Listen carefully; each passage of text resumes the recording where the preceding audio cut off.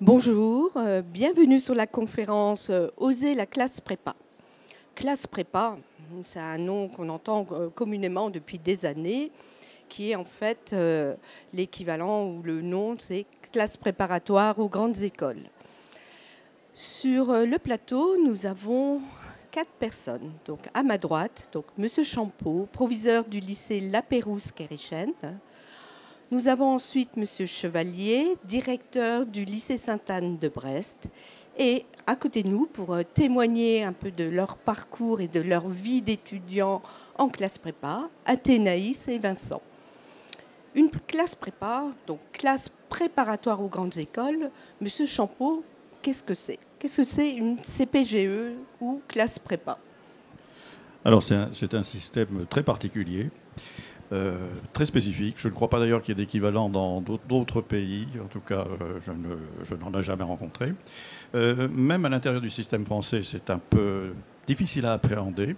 C'est de l'enseignement supérieur, c'est de l'enseignement supérieur au plus haut niveau, bien sûr, mais ça n'est pas de l'enseignement supérieur qui prend place dans des universités, comme on pourrait s'y attendre. C'est de l'enseignement supérieur qui prend place dans des lycées, dans des établissements d'enseignement secondaire. Alors, ce n'est pas uniquement une question anecdotique, hein, ce n'est pas uniquement une question de localisation, c'est en fait assez structurant. On le verra probablement tout à l'heure. Hein. Les classes préparatoires aux grandes écoles, comme leur nom l'indique, ne sont pas des formations qui délivrent des diplômes, comme les formations d'enseignement, les autres formations d'enseignement supérieur. Ce sont des formations qui préparent à d'autres établissements d'enseignement supérieur qui, eux, délivrent des diplômes. Les grandes écoles littéraires, les écoles normales supérieures, les écoles de journalisme, etc., grandes écoles scientifiques, grandes écoles d'ingénieurs, et puis grandes écoles de management. Ces classes préparatoires sont donc très particulières dans le paysage de l'enseignement supérieur français, mais il ne faudrait pas non plus caricaturer. Elles entretiennent tout de même des liens avec l'université, des liens étroits, des liens de parallélisme, dirais-je, et de complémentarité. Parallélisme parce qu'un élève de classe préparatoire est réglementairement, parallèlement inscrit en université. Ça lui permet, à la fin d'une année de classe préparatoire, de valider, si tout s'est passé normalement bien sûr, de valider une année, l'équivalent d'une année universitaire. S'il veut abandonner sa classe préparatoire au bout d'un an, eh bien, il peut s'inscrire, il n'est pas obligé de se réinscrire en première année d'université, il s'inscrit en deuxième année. L'université considère qu'il a acquis des compétences qui sont équivalentes à celles que les étudiants de l'université ayant fait leur première année à l'université ont acquises. Et puis, lien de complémentarité parce que, après les classes préparatoires, les étudiants dans les classes préparatoires littéraires où les concours sont peu nombreux, où les grandes écoles sont peu nombreuses, la plupart des étudiants se retrouvent en université et poursuivent en troisième année de licence ou en Master 1. Et puis ensuite, quand on intègre une école d'ingénieur ou une école de commerce, bien souvent, il y a des parallèles avec des études parallèles, des conventions entre les grandes écoles et les universités. Donc, je dirais, nous sommes bien entendu une spécificité un peu particulière, mais nous sommes très, très largement intégrés dans le système universitaire français. Nous y avons toute notre place, je crois. Un dernier point tout de même qui me paraît important. Les universités, quand on arrive à l'université après son bac, on se spécialise. C'est-à-dire qu'on choisit une discipline, 2 disciplines, mais enfin on se spécialise. On considère que la formation générale a eu lieu avant le baccalauréat. En classe préparatoire, on ne fonctionne pas par discipline, mais par grands domaines.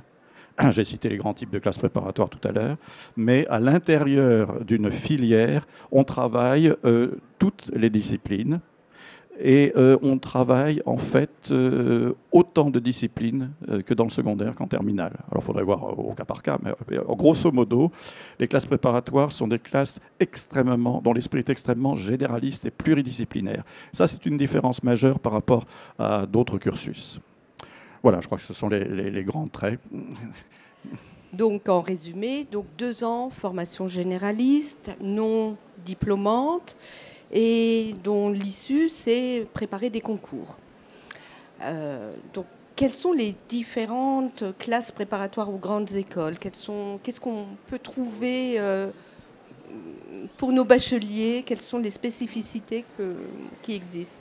Donc, comme le disait Monsieur Champeau, 3 grandes spécialités sur les classes préparatoires. Les classes préparatoires littéraires, tout d'abord, et ensuite les classes préparatoires économiques et les classes préparatoires scientifiques. Voilà. À cela viennent aussi s'ajouter des classes préparatoires aussi pour les élèves issus notamment des filières technologiques. Il faut savoir que ça existe, donc qui s'appellent les ECT. Et puis les classes préparatoires pour les BTS qui s'appellent les ATS aussi, qui existent. Voilà. Alors, Et pour les bacs pro? Oui, tout à fait. Donc qui est en prépa ECT, justement. C'est vrai qu'on a tendance à penser que les classes préparatoires sont réservées un petit peu à une élite. Or, ce n'est pas le cas. On peut tout à fait intégrer, à l'issue d'une filière technologique, voilà, Thénaïs en est la preuve, on peut tout à fait intégrer une classe préparatoire. Et donc après, les spécificités, elles dépendent aussi des appétences de l'élève et puis des domaines qu'il souhaite étudier par la suite. Comme le disait Monsieur Champeau, à l'issue d'une classe préparatoire, on va intégrer une grande école. On va travailler aussi pendant ces 2 années de classe préparatoire l'orientation, se dire vers quoi est-ce que j'ai envie d'aller, quel domaine m'intéresse. Et globalement, il y a de la place pour tout le monde. Donc, si je comprends bien, quel que soit le bachelier, on peut trouver une classe prépa qui nous convient. Oui, tout à fait. Un bachelier, alors évidemment, on va étudier des dossiers. Les classes préparatoires restent une filière sélective post-baccalauréat, mais un bachelier, quelque filière qu'il soit, générale ou technologique, il a toute sa place sur une classe préparatoire. Donc, on fait les demandes via Parcoursup.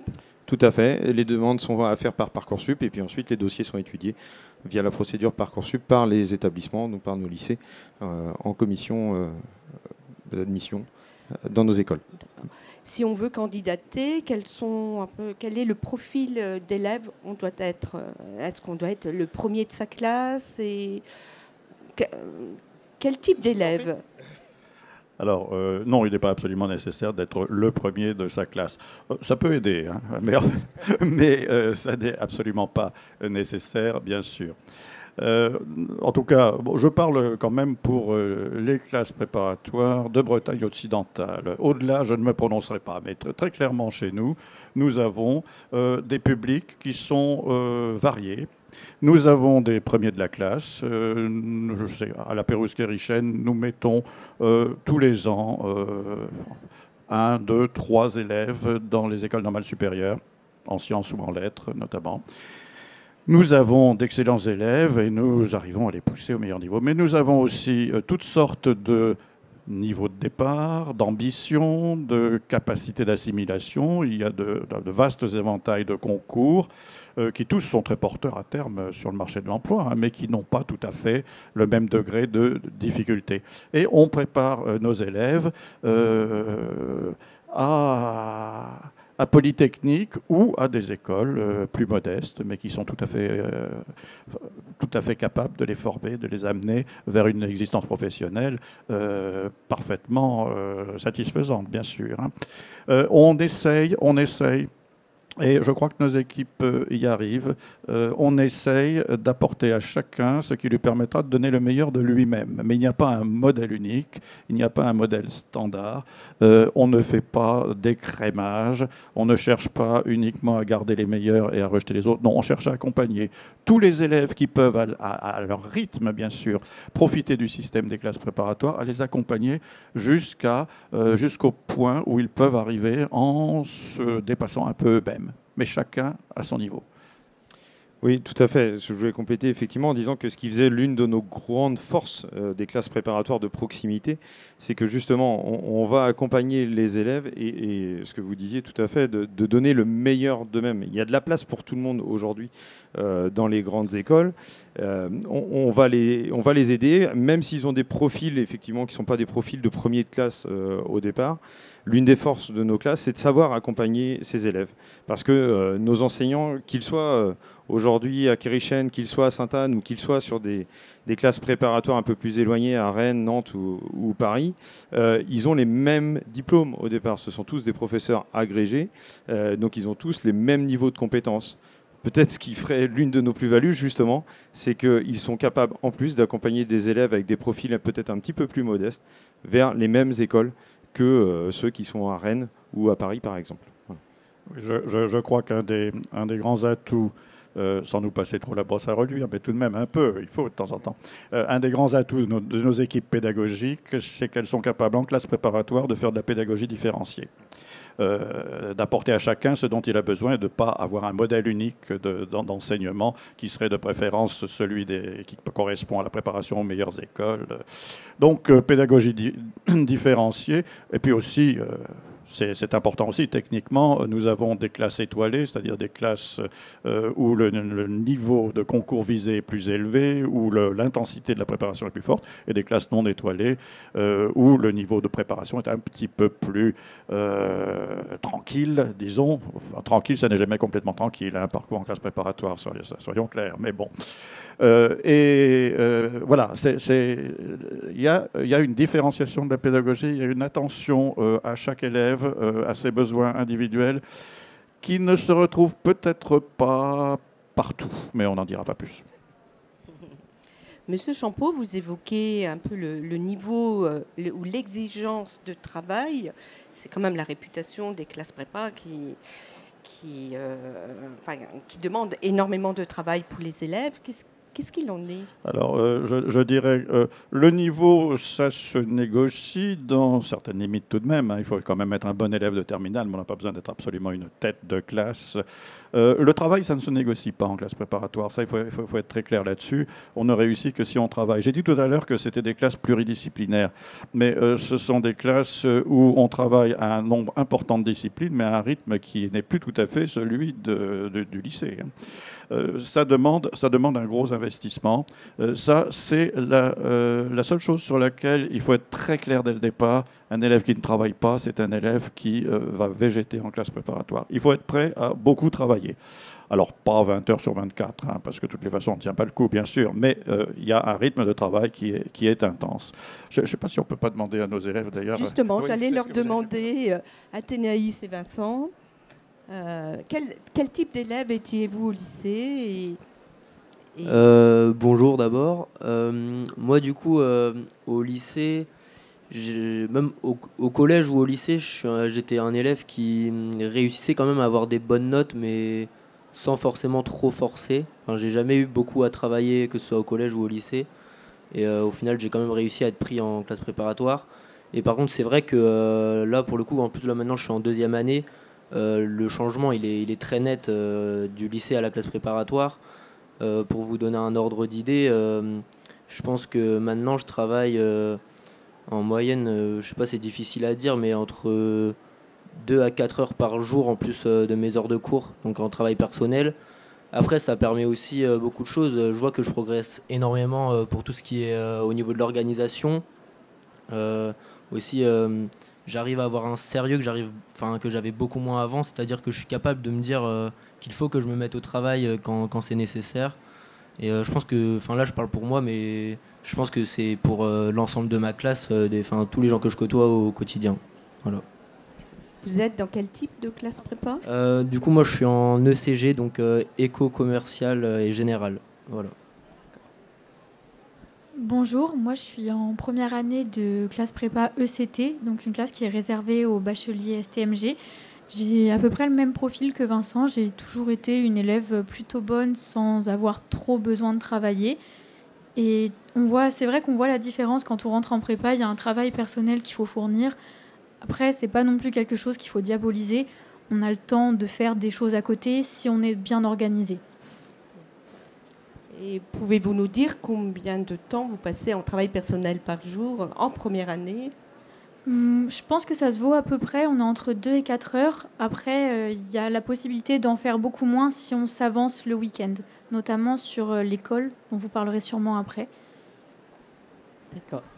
Je pense qu'un des atouts aussi des classes préparatoires par rapport au travail, c'est que justement, ça va former les étudiants à travailler et leur faire gagner notamment en efficacité, leur apprendre des méthodes de travail. Quand on intègre une classe préparatoire, oui, évidemment, il y a l'idée d'intégrer une grande école derrière, mais il n'y a pas que ça. L'une des forces des classes préparatoires, c'est aussi que les étudiants, ils apprennent à travailler, qu'on leur donne des méthodes à être efficaces, efficients, et qu'ils se rendent compte que finalement, sans doute, ils ne l'ont pas exprimé, mais ce qu'ils faisaient en terminale, oui, ils avaient l'impression de bosser, mais qu'ils sont sans doute beaucoup plus efficaces aujourd'hui qu'ils ne l'étaient en terminale, et que pour un même volume horaire de travail, il y a beaucoup plus de choses qui sont faites que ça n'était le cas au lycée. Donc, si je résume bien, une des qualités, c'est de ne pas avoir peur de s'investir et de travailler en classe prépa. Oui, comme l'a dit M. Champeau, de toute façon, il y a un moment, il faut travailler. On n'a rien sans rien. Mais ça reste aussi une voie sécurisée, les classes préparatoires. À partir du moment où on accepte un dossier, je pense que c'est sans doute le même cas à Kérichen, c'est qu'à partir du moment où on accepte un dossier dans nos classes préparatoires, c'est qu'on croit en potentiel de l'élève et qu'on va l'amener derrière sur une grande école. Alors, qui correspondra à son niveau aussi, avec ses compétences évidemment, mais ça reste une voie de sécurisée. On est à plus de 90% de nos élèves qui intègrent la première année, qui sortent après en grande école derrière. Ou magistère, enfin voilà, selon les filières aussi. Oui, ce que disait M. Chevalier sur le fait qu'on acquiert des méthodes. On est obligé, puisqu'il y a tellement de choses à faire que nécessité fait loi, et on est obligé de s'organiser. On est obligé d'apprendre à travailler efficacement, parce que sinon on ne s'en sort pas. Mais c'est très formateur. Ce sont des qualités, on acquiert des compétences qu'on garde toute sa vie, d'étudiant et qu'on garde pour sa vie professionnelle ensuite. Capacité de travail, capacité d'assimilation, capacité à s'organiser. Et puis on est très encadré, je crois, dans les classes préparatoires. Ça fait partie des choses qui permettent d'assurer cette quantité de travail, d'assurer tout ce qui est demandé, le niveau d'exigence qui est quand même celui en dernière analyse des concours, donc est un niveau d'exigence élevé. On est très encadré. C'est d'ailleurs, je disais tout à l'heure, que le fait que les classes préparatoires soient dans des lycées, des établissements d'enseignement secondaire n'était pas anecdotique. On a une structure avec des classes qui ne sont pas très nombreuses. Le maximum officiel, c'est 48 élèves par classe. Quand on compare à des amphis d'université, dans des formations qui, par ailleurs, sont excellentes.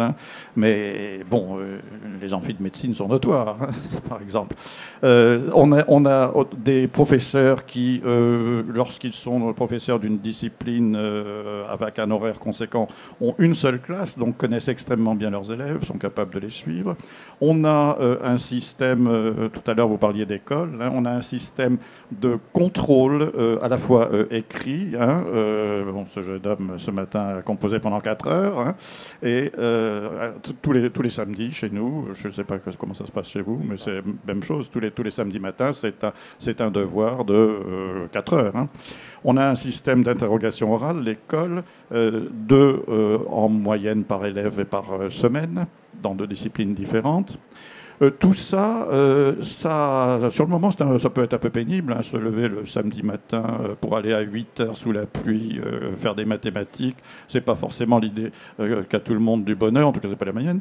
Mais c'est extrêmement formateur.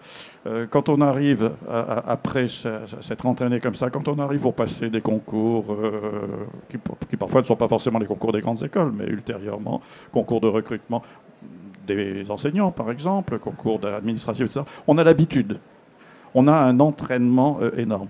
Il y a un côté coaching, en fait, je crois, dans les classes préparatoires, parce qu'on est suivi de près, de façon individualisée, par des professeurs qui vous connaissent, qui savent comment vous amener au meilleur de vous-même. Quand un élève de classe préparatoire passe en colle, il passe individuellement avec un professeur. Alors ça dépend des disciplines. Les disciplines scientifiques, c'est 1 heure à 3 avec un professeur.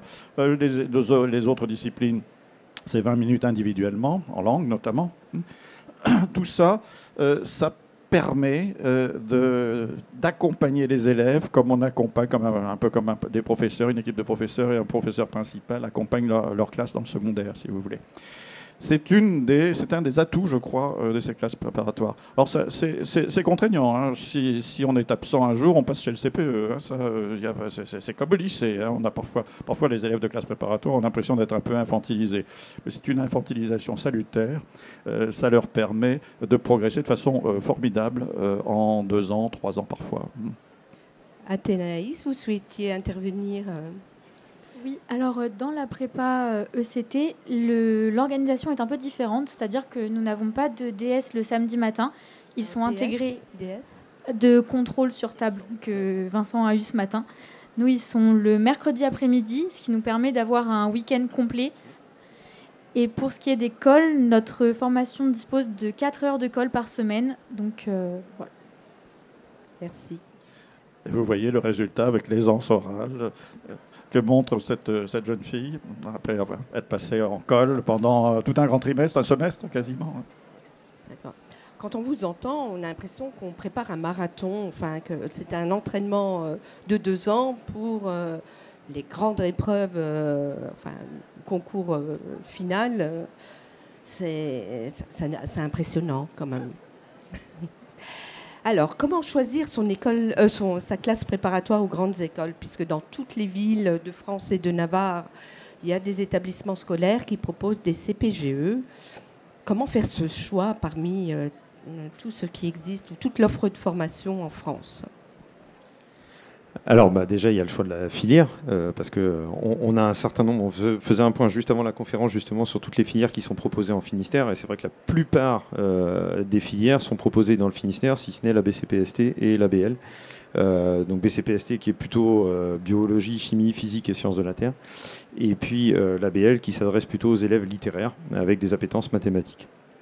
Mais hormis ces 2 filières, toutes les autres sont présentes en Finistère. Donc, si vous pouviez nous les citer peut-être. Alors oui, je vais essayer. Donc les AL et les BL plutôt pour les filières littéraires, les ECG pour les filières économiques, et ECT du coup.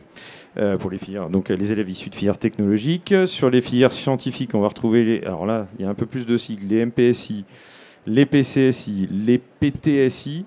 Alors, il y a une filière qui est en cours d'ouverture, qui est la MP2I. Alors, à chaque fois, c'est maths, physique, et le C pour chimie, et le SI pour sciences de l'ingénieur. Et donc, la filière MP2I, qui s'ouvre actuellement, qui est juste à Vannes, à René-le-Sage à Vannes. Voilà, plutôt sur l'informatique, oui, tout à fait. La BCPST, dont j'ai parlé aussi tout à l'heure. Voilà, globalement. Et donc, pour le choix de l'établissement, déjà, va y avoir le choix de la filière, mais ensuite, c'est par rapport aussi aux résultats. Hein. Je l'ai dit, c'était des filières qui étaient sélectives. Donc, finalement, il y a aussi ce critère-là qui, de toute façon, à un moment, va jouer. Moi, ce que j'essaye de prioriser lorsque je discute avec les étudiants, c'est de se dire faut bien se sentir dans la classe prépa où on va aller. Un élève qui va en classe prépa pense qu'il peut avoir des bons résultats, mais il ne faut pas perdre de vue qu'il y a une sélection qui va se faire et qu'il va se retrouver avec des élèves qui sont à minima de son niveau, voire meilleurs. Et ce n'est pas parce qu'on a 18, 19 dans son, excusez-moi, mais dans son lycée de province, que lorsque l'on va arriver à Paris, on va se retrouver avec des élèves de toute la France qui ont eux aussi eu 19 dans leur établissement. Et que donc là, on va risque de se prendre des claques. Sauf que quand on est à Paris, qu'on est à 400-500 km de chez soi, qu'on a pris une claque, qu'on n'a pas trop le moral, que papa, maman sont loin, qu'il faut se faire à manger, qu'il faut gérer toute cette logistique aussi, c'est peut-être pas ce qu'il y a de mieux. Et donc le fait de rester aussi à proximité peut être un point d'appui. Là, c'est vous qui connaissez aussi vos enfants, ou les jeunes, vous connaissez aussi, de savoir, tiens, est-ce que je suis prêt le soir à me faire à manger, par exemple. Alors, vous allez me dire, ça n'a rien à voir avec la classe prépa, mais pour autant, pour moi, c'est un atout qui est très important. Parce qu'il faut aussi que l'enfant soit dans les meilleures conditions possibles. Or, un élève qui est en classe prépa, je crois que vous l'aurez entendu à travers tous nos discours, il y a du boulot. Il va falloir qu'il bosse. Donc, s'il a que ça à faire, que le soir, il rentre, il est à la maison, il a que son travail à faire, c'est déjà un gros atout. Donc, il faut regarder cet aspect-là, il faut regarder, aller dans les établissements, sentir aussi un petit peu les choses, rencontrer les professeurs, rencontrer les enseignants, se dire, bah, tiens, est-ce que je me plairais bien là aussi? Parce qu'il y a cette nécessité de confort aussi dans l'établissement dans lequel on sera. Pour bien travailler, bah, il faut s'y sentir bien, ça c'est un des premiers atouts aussi, il me semble.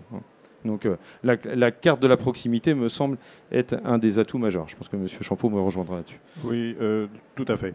Je crois que ce n'est pas au moment où on se lance dans un défi, puisque quand même, on l'a vu, il faut beaucoup de travail, les exigences sont fortes, on a un défi au niveau scolaire, c'est peut-être pas le moment de multiplier les difficultés, de se déraciner. Les élèves qui rentrent en classe préparatoire sont souvent jeunes, hein, ont souvent un an d'avance. C'est peut-être pas le moment à 17 ou 18 ans de se déraciner, c'est-à-dire que là, on a un peu la double peine. Hein. On a la difficulté d'un cursus supérieur exigeant et on a en même temps la perte de ses repères familiers. On s'éloigne de ses proches, on doit se débrouiller un peu tout seul, on arrive parfois loin. Je crois que c'est une mauvaise idée. Alors, si on veut rentrer peut-être un peu dans le vif du sujet, dans des choses qui pourraient peut-être fâcher, enfin d'autres, le réflexe de tout le monde, évidemment, quand on cherche une classe préparatoire, c'est de se précipiter sur les classements. Les classements sont faits sur des taux de résultats dans un certain nombre d'écoles. Alors il y a des groupements d'écoles qui sont définis, puis on classe les différents établissements en fonction des résultats. Les résultats, c'est un pourcentage d'élèves qui intègrent. Qu'est-ce que ça prouve? Ça prouve que tel établissement de telle région très centrale en France qui recrute, comme vous disiez tout à l'heure, M. Chevalier, sur l'ensemble du territoire national. Alors, pour le coup, des têtes de classe, des premiers de classe, et encore, on choisit parmi les premiers de classe, ça prouve que tel établissement qui a procédé à un recrutement extrêmement sélectif, je dirais même extrêmement élitiste, à la fin, effectivement, amène ces élèves-là à intégrer assez massivement des grandes écoles prestigieuses. Ce serait un petit peu malheureux qu'il en soit autrement, parce que ça voudrait dire que l'établissement aurait fait une moins-value formidable. Est-ce que ça veut dire que l'enseignement y est meilleur ? Je ne crois pas, vous l'avez dit tout à l'heure, M. Chevalier, l'enseignement dans les classes préparatoires est dispensé partout en France par des professeurs qui sont sélectionnés avec la même vigilance. Alors, je ne sais pas ce qu'il en est pour l'enseignement privé, mais pour l'enseignement public, c'est extrêmement simple. C'est l'inspection générale de la discipline qui choisit les professeurs, qui les choisit parmi les agrégés les plus brillants et de plus en plus maintenant parmi les agrégés titulaires d'un doctorat. Il en est de même dans l'enseignement privé. Même chose pour l'enseignement privé. Hein. Ce qui veut dire qu'ils enseignent à Brest ou à Paris, ils ont les mêmes compétences. Souvent, d'ailleurs, vous avez des professeurs de classes préparatoires parisiens qui viennent s'installer en province. Inversement, des professeurs qui commencent leur carrière en province, qui montent vers des classes préparatoires parisiennes. La différence, c'est la sélection au départ chez les étudiants. Est-ce qu'on fait moins? Est-ce qu'on ne fait pas la même plus-value à Brest qu'à Paris? Moi, je crois qu'on fait exactement la même plus-value. Je l'ai dit tout à l'heure, tous les ans, nous avons des élèves qui sont très, très bons, qui intègrent les écoles normales supérieures à partir de la Pérouse-Quérichène.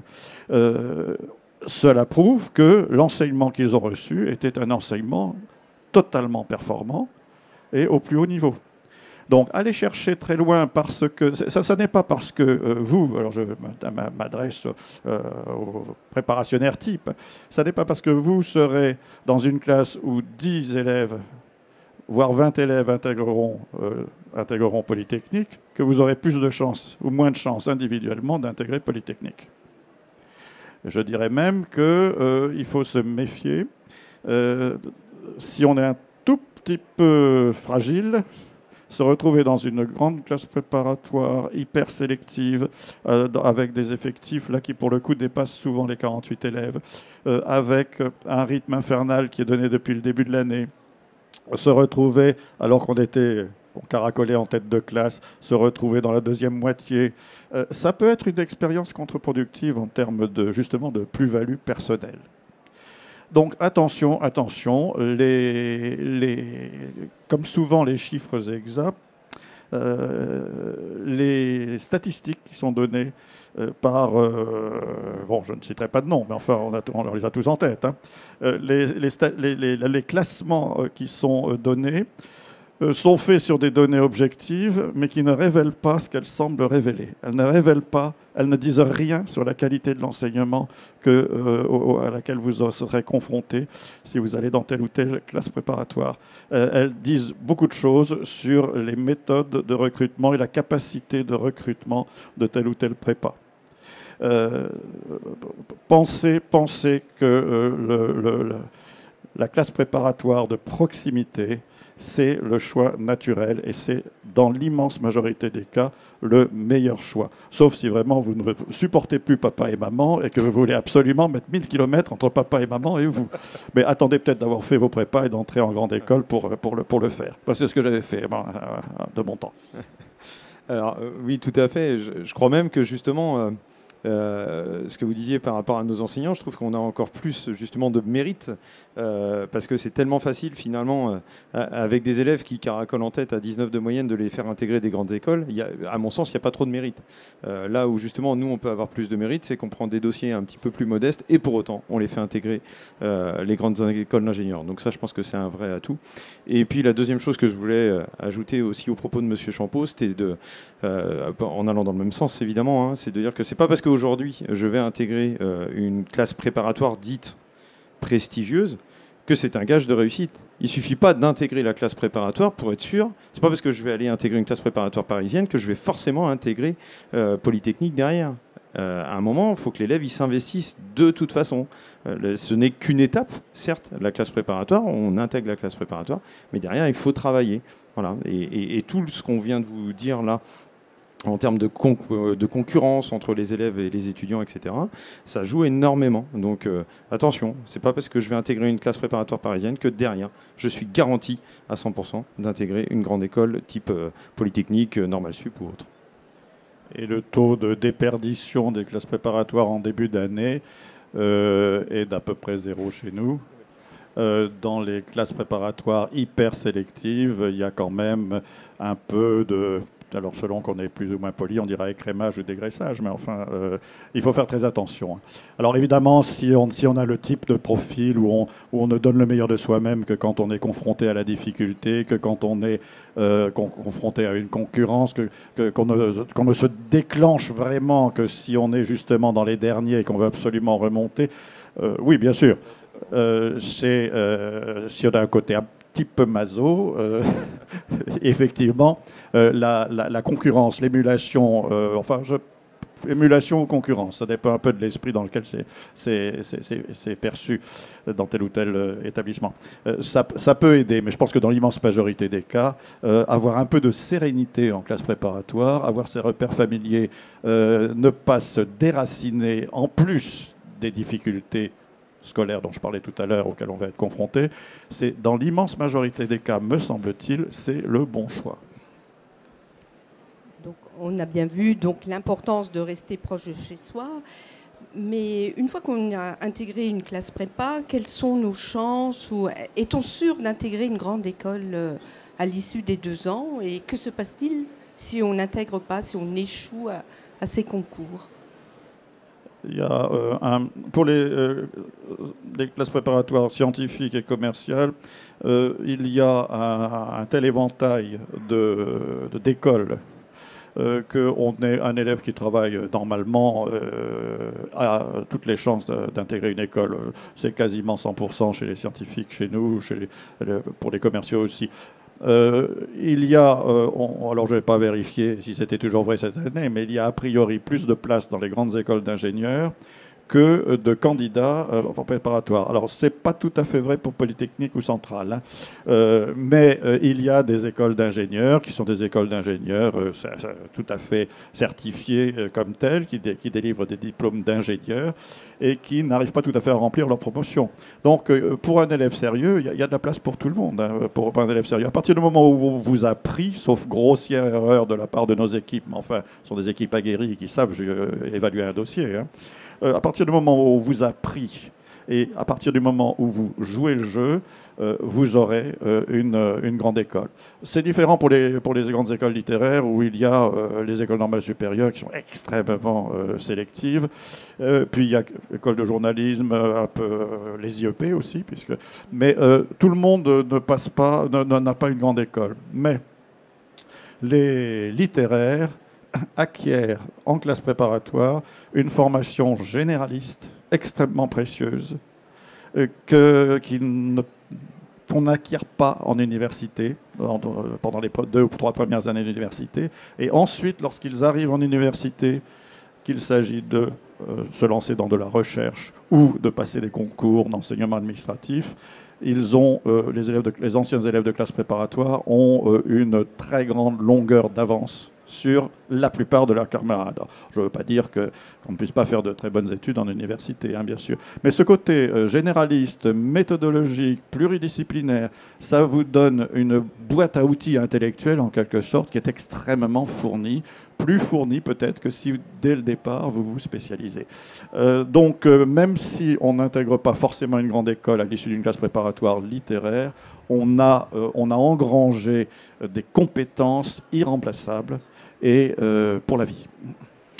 Alors, on a aussi la possibilité, du coup, pour un élève qui n'aurait pas obtenu l'école qu'il le souhaite à l'issue de ces 2 années, puisqu'on l'a expliqué, c'est un parcours en 2 ans, il a aussi la possibilité de refaire une 3e année, enfin une deuxième année, du coup, donc de faire une 3e année en classe préparatoire pour aller obtenir aussi, du coup, une école plus prestigieuse. Alors, certains font le choix, sont assez rares par rapport à ce qu'on vient de vous expliquer. Effectivement, ils sont assez rares ceux qui n'auraient pas obtenu d'école dès la première année, mais certains font aussi le choix de dire, j'ai obtenu une école, mais finalement, je me dis que si je refais une 2e année de classe enfin une deuxième année de classe préparatoire, j'aurais peut-être une école un petit peu meilleure. Et donc, ils font le choix aussi de faire ce qu'on appelle une 3e année, une 5,5, pour les prépas scientifiques, du coup, et ils obtiennent assez régulièrement une meilleure école.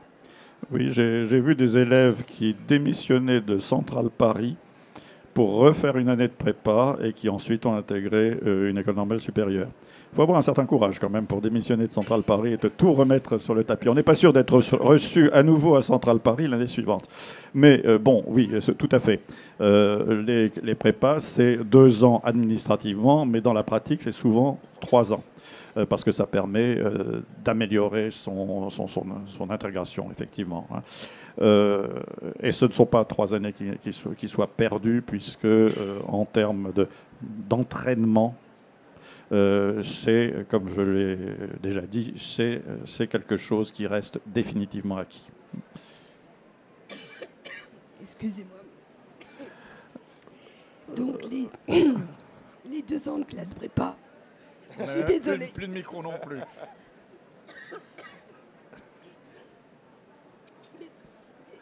Bon. Il va falloir qu'on improvise là. Moi, j'aurais envie peut-être de redonner la parole à nos élèves, non, pour qu'ils nous disent un peu, si vous voulez qu'ils nous parlent de leur vécu, de ce que c'est que pour eux la classe préparatoire, peut-être ce que ça leur apporte, éventuellement ce que ça ne leur apporte pas, mais là vous n'insisterez pas trop.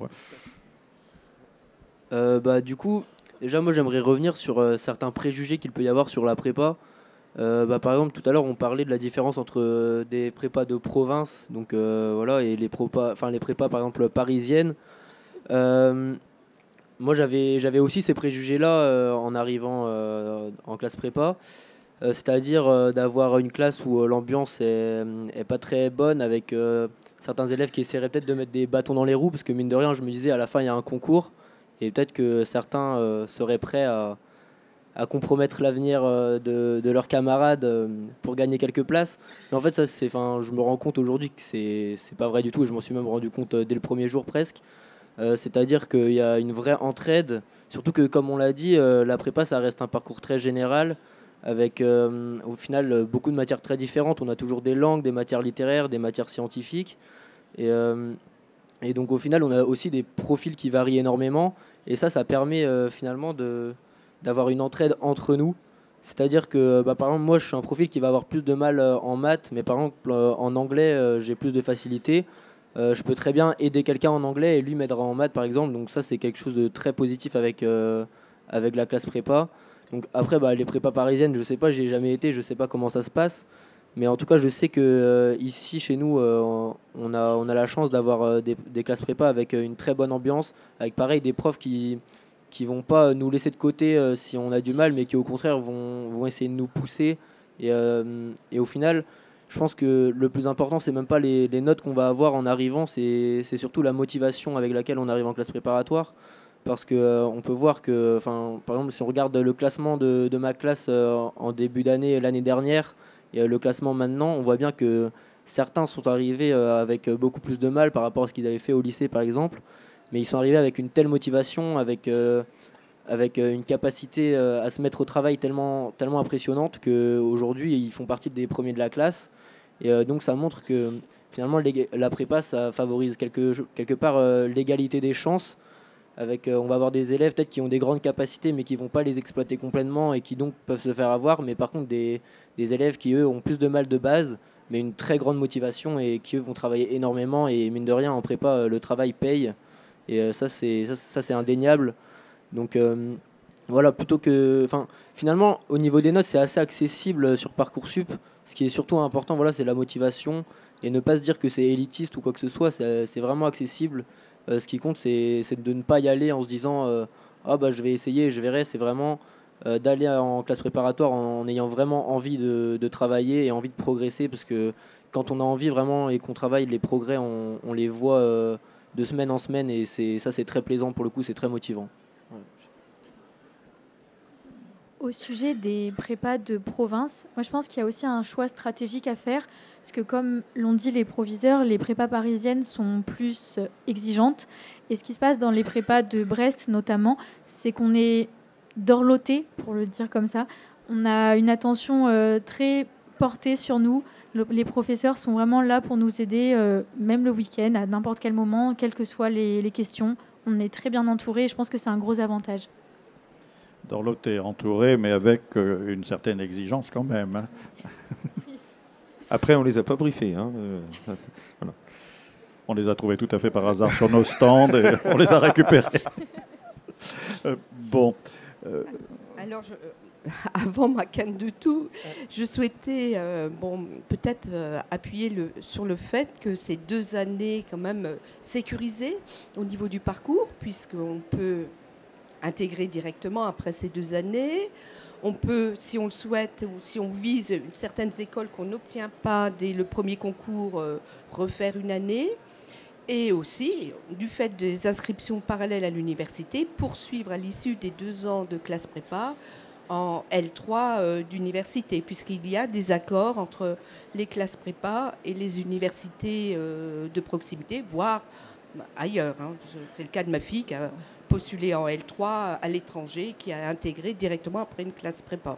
Alors, pour les classes préparatoires littéraires, uniquement pour les classes préparatoires littéraires et sous certaines conditions, on peut même, à l'issue de sa 3e année, postuler en master. C'est-à-dire qu'on peut obtenir l'équivalence des 180 crédits de la licence complète. Sous certaines conditions de niveau, bien sûr. Hein. Bonne nouvelle, en tout cas. Vous voyez d'autres choses à ajouter, puisque je souhaitais faire aussi un focus sur 2 filières un peu moins connues que MPSI, PCSI, AL, BL. Donc c'est la filière PTSI, la filière ECT, donc filière scientifique et filière économique. Si vous souhaitiez peut-être nous expliquer ce que c'est ces 2 filières un peu moins courantes, en tout cas proposées dans les établissements locaux, quoi. Je vous donne mon...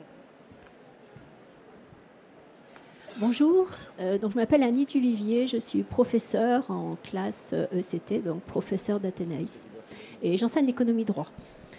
Donc la prépa ECT, c'est ce qu'elle disait, en fait, est réservée strictement aux bacheliers STMG, toute option confondue.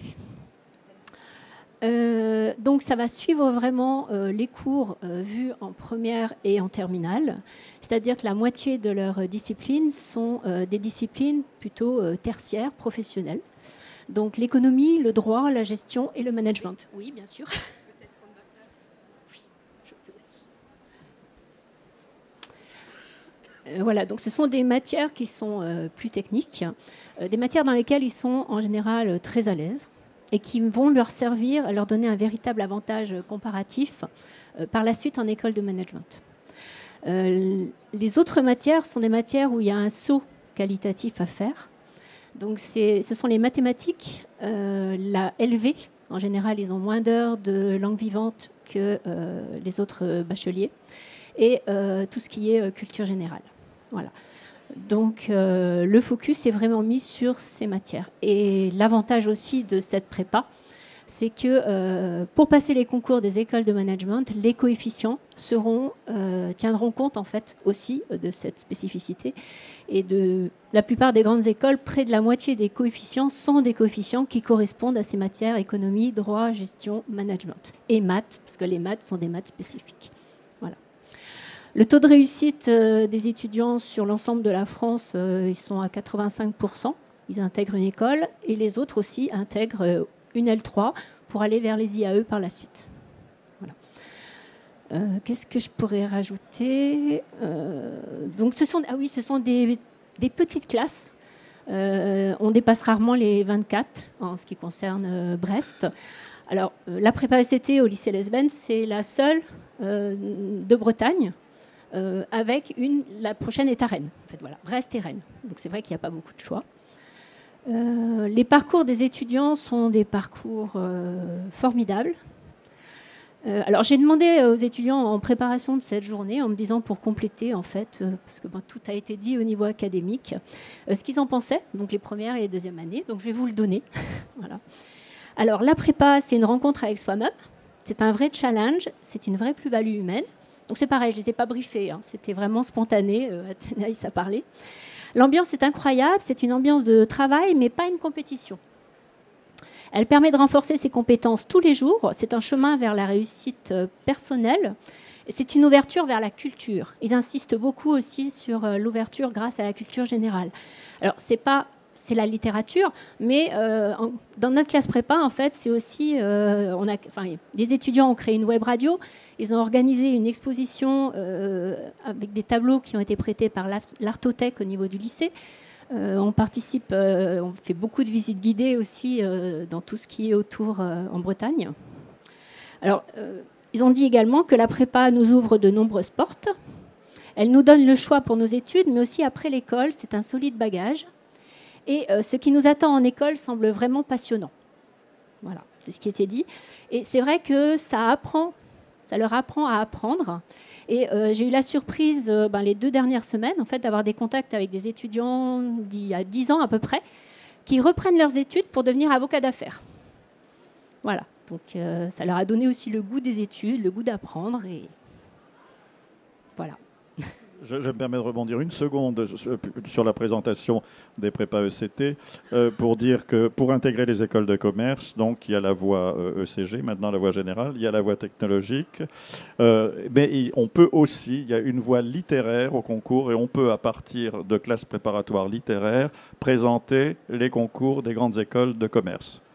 Et également Sciences Po, bien sûr. Mais on peut intégrer une grande école de commerce par la voie littéraire, ce qui a l'avantage énorme, qui parle à l'ancien cancre en mathématiques que j'étais, qui a l'avantage énorme de permettre d'intégrer des écoles de commerce sans mathématiques.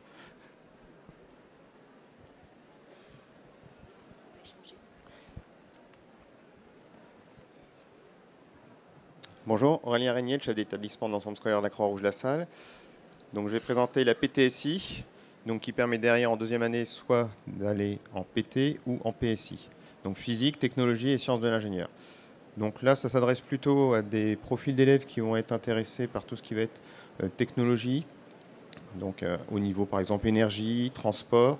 Ce sera donc une classe qui sera avec plus de concret par rapport à une MPSI par exemple. Donc ça va leur permettre comme ça de voir, de modéliser davantage en fait au niveau des matières. Certains étudiants, quand ils regardent aussi un petit peu sur les intégrations au niveau des écoles d'ingénieurs, vont dire par exemple pour les arts et métiers, on entend souvent dire qu'ils vont privilégier une PTSI. Mais bon, après ça dépend un petit peu de chacun aussi et de votre appétence, que disaient tout à l'heure là mes collègues, pour les matières en question. Un point important, n'hésitez pas à aller donc soit là au niveau des stands ou sur les portes ouvertes des établissements. Ça permet aussi d'aller à la rencontre, de voir les lieux. Et c'est vraiment très important parce que vous allez y passer 2 ans avec un rythme soutenu. Hein. Ça, je pense que c'est assez clair pour tout le monde au niveau du travail. Et ça permet comme ça de bien s'y sentir. On ne réussit bien que là où on est bien. Je rebondis aussi, si vous permettez. Ceux d'entre vous qui souhaiteraient intégrer une classe préparatoire scientifique ont tout intérêt sur Parcoursup à postuler en MPSI, en PCSI et en PTSI.